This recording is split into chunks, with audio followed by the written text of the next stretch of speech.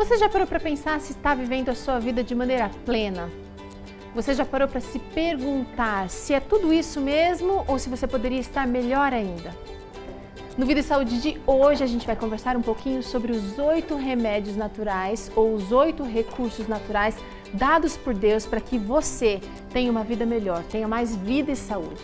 A proposta do Vida e Saúde é sempre passar informações, dicas, receitas, dicas práticas de como você pode adaptar a sua vida para melhorar o seu estilo de vida. E esse é um desafio que vai se tornar cada vez mais urgente, porque a modernidade, a tecnologia trouxe muitas facilidades, mas ao mesmo tempo a gente acabou deixando de cuidar, de tomar certos cuidados que estão afetando, que estão transformando a nossa saúde diretamente. Eu falo aqui da Clínica Adventista Vida Natural, esse espaço gostoso, dá para mostrar aí, olha que lindo.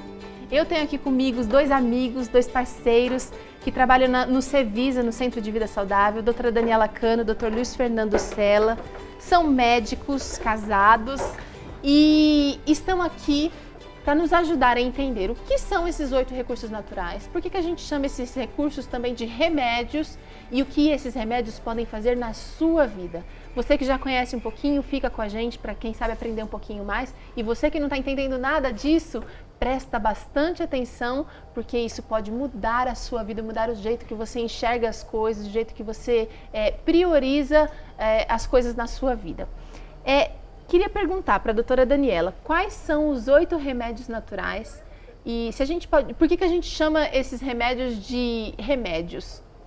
Então, a gente vê esses 8 remédios como a luz solar, o sol, o ar puro, a temperança, né, o equilíbrio para usar as coisas, mesmo que saudáveis, a boa alimentação, o exercício físico, um bom sono, né, e a confiança em Deus.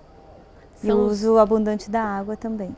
Agora é interessante a gente falar que o ar puro é um remédio, que a confiança em Deus é um remédio, que a luz solar é um remédio. Porque quando a gente pensa em remédio, a gente pensa em alguma coisa que vai corrigir algum problema, algum erro.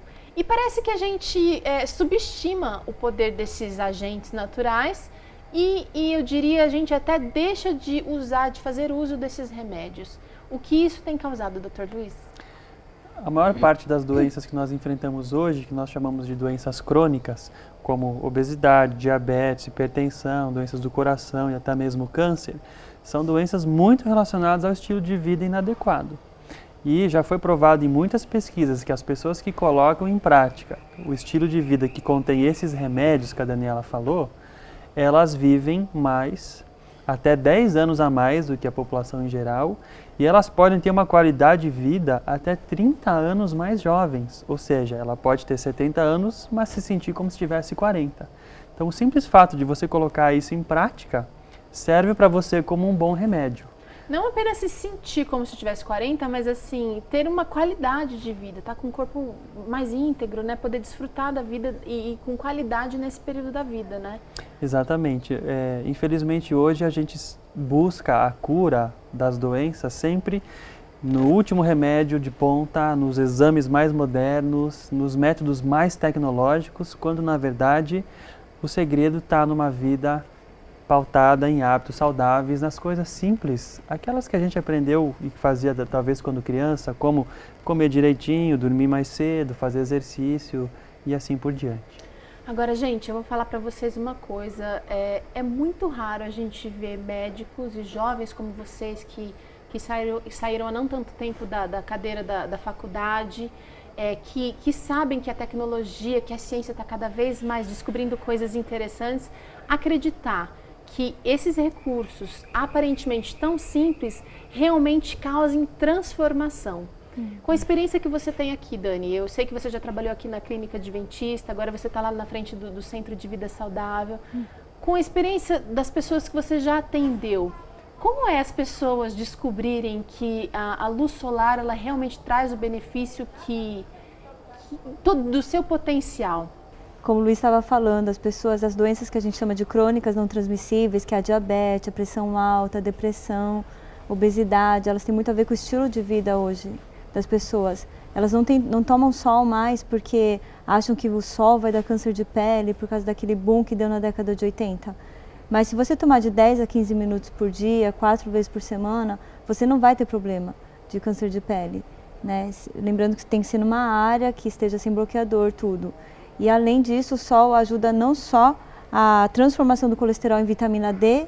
Se você não toma sol, você tem falta de vitamina D e acaba dando problema então na absorção do cálcio, porque a vitamina D é necessária, né, para que o cálcio seja absorvido no osso. E além de, por exemplo, doenças como a depressão, a pessoa que não toma muito sol ou mora em países, né, aqueles países nórdicos que tem sol 3 meses por ano, tudo, elas têm muito mais chance de ter depressão, né, além dos problemas de sono também.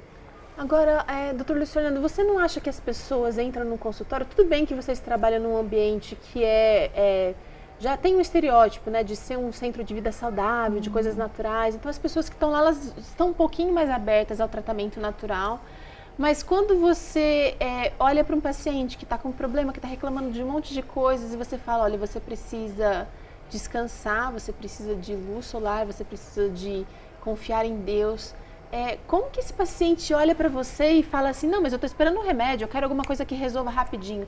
As pessoas estão mais dependentes dos remédios, elas querem remédios que façam milagre? Então, de maneira geral, as pessoas hoje, quando vão ao médico, elas esperam uma medicação, né? Inclusive, tem até um dito popular que o melhor médico é aquele que receita o remédio mais caro, né? Aquele que cobra a consulta mais cara. Então, as pessoas estão buscando... crença popular isso. Quanto mais cara é a consulta, quanto mais caro é o remédio, melhor é o tratamento. Quando, na verdade, muitas vezes a solução do problema estaria uma coisa muito simples, né? Como um desses remédios que nós estamos falando. Nós já atendemos, por exemplo, pacientes com infecção urinária crônica, né? Uma cistite que não cura, que tomavam antibióticos há 1, 2, 3 anos, inclusive diariamente, para tentar controlar.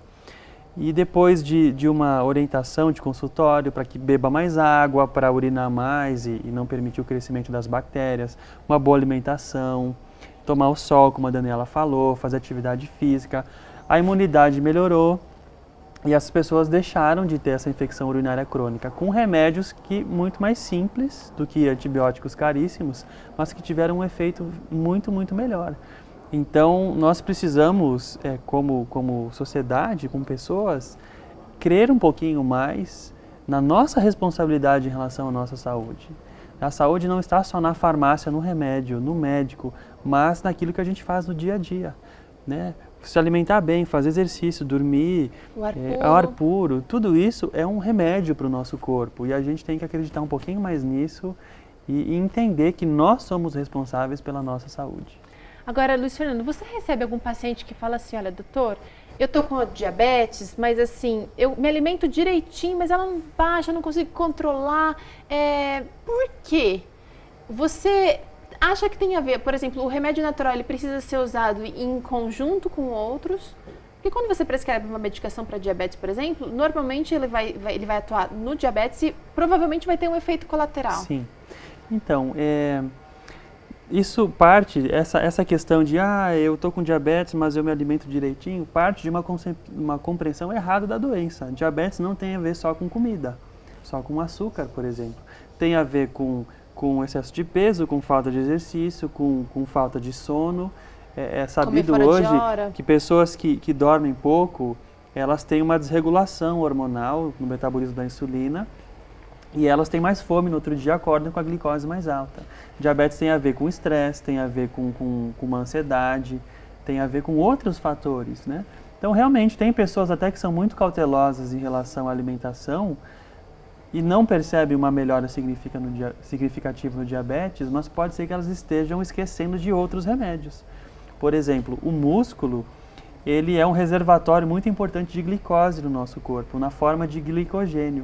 Então, se a pessoa não se exercita e ela tem uma perda de massa muscular, quando ela vai ingerir um alimento que tem glicose, ela não tem onde armazenar. E aí a glicose começa a sobrar na circulação.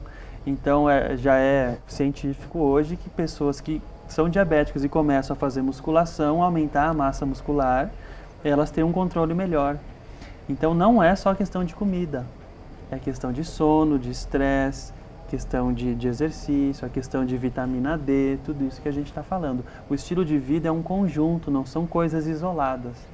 Os 8 remédios naturais podem ser, podem ser usados isoladamente? Você acha que vai surtir um grande efeito, uma grande transformação? Ou precisa ser o conjunto, doutora? Então, sempre que a gente vai entender que o processo de doença é um esforço que o seu organismo está fazendo para te libertar de condições de transgressão da lei física natural, e você está tentando mudar, não dá para mudar os 8 de uma vez. Por exemplo, às vezes você mora numa cidade como São Paulo, que o ar é poluído. Sim. Né? E só o fator poluição, ele afeta muitos órgãos, inclusive aumenta o risco de diabetes tipo 2, que ninguém, né, fala sobre isso. Verdade. E, inclusive doenças do coração. E recentemente estão se descobrindo também, num estudo recente que foi feito aqui em São Paulo, que quanto mais poluído o lugar que você mora, maior risco de câncer de tireoide. Né? E eles estão tentando associar que tipo de material tem no ar poluído que acaba afetando inclusive a tireoide. Então fica difícil de você assim, vou fazer os 8 de uma vez. Mas se você começa, por exemplo, com água, não é? A água é uma coisa que todo mundo tem abundância, nós estamos num país riquíssimo. Felizmente, né? Felizmente. Nós já fomos para a África uma vez, num país chamado Cabo Verde, que há 9 meses não chovia. Então existe uma dificuldade maior de se obter água em abundância, mas no Brasil a gente não tem essa dificuldade. Né? Então só de substituindo sucos e refrigerantes por água, você já vai estar hidratando seu corpo, as suas células vão funcionar melhor, o metabolismo funciona melhor. Mas né? é importante ter uma meta, né? De repente a gente escrever mesmo os 8 itens, ver qual que é a prioridade e aí começar a mudar. Quantos mais ou menos você acha que tem sido bem sucedido? 2 de cada vez, 3 de cada vez? Então, o ser humano, é importante quando você vai fazer a mudança, você focar num ou 2 pontos por vez. Você vai focar naquilo e vai não ficar criando promessas. Eu prometo que segunda-feira eu começo a fazer minha dieta. Porque quando você faz promessa e você não consegue cumprir, você começa a se frustrar e aquilo se torna um fardo para você. Então a gente sempre orienta, né? Uma dica que eu dou muito assim, que eu acho muito gostosa de mudar, é tomar um bom café da manhã. Porque tomando um bom café da manhã, você vai evitar de ficar beliscando entre as refeições, seu metabolismo funciona melhor, melhora sua capacidade intelectual, né? Para perder peso, controle de glicemia, é super bacana. E você sente bem menos fome na janta, Tomar né? café da manhã ajuda a perder peso? Um bom café da manhã, certeza. incluindo frutas, cereais integrais. Olha só, boas novas para você. Não só ajuda a perder, como ajuda a manter. Pessoas que não tomam bom café da manhã, elas começam o dia com um tanque vazio, digamos assim. Então elas passam o dia com mais fome, elas tendem a querer beliscar, querer comer um pouco mais, né? E às vezes acabam chegando à noite com muita fome e aí fazem um jantar em excesso e acabam engordando. E aí depois não sente vontade de tomar um café da manhã no dia seguinte. Aí um bom café da manhã, ele acaba suprindo as suas necessidades energéticas, te deixa com menos fome, menos ansiedade ao longo do dia e à noite você acaba comendo menos e isso favorece a perda e a manutenção do peso. As células funcionam mais otimizadas, né, com mais energia durante o dia, que é quando você precisa de energia. À noite você não precisa comer muito. Gente, nós vamos para um rápido intervalo. Na volta você continua entendendo um pouquinho mais do poder dos 8 recursos naturais dados por Deus para você, para que você mude de vida. Daqui a pouquinho no Vida e Saúde.